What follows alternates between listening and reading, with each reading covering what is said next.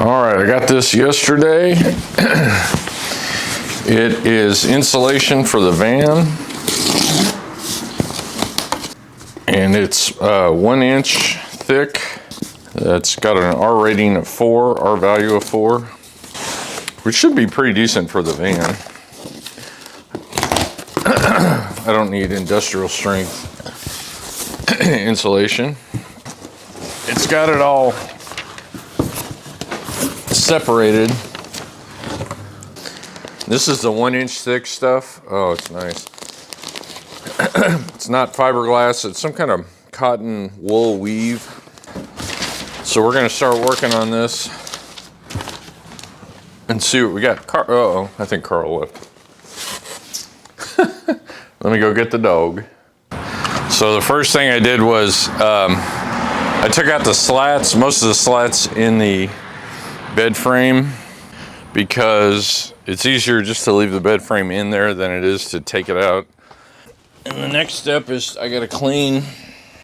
We're gonna go ahead and start with the ceiling. So we're just gonna wipe these down as best we can.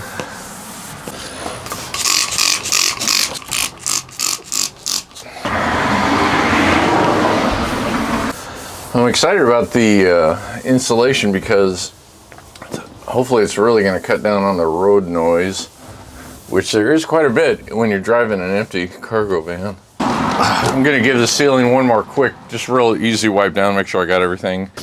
I have 4 panels that need to be covered, and I got 5 ceiling parts.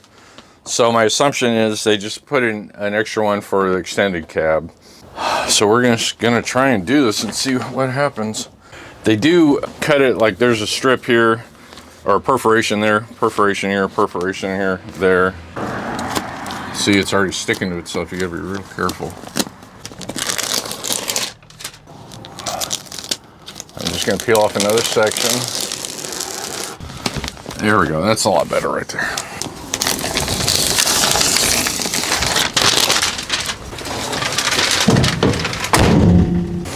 Oops.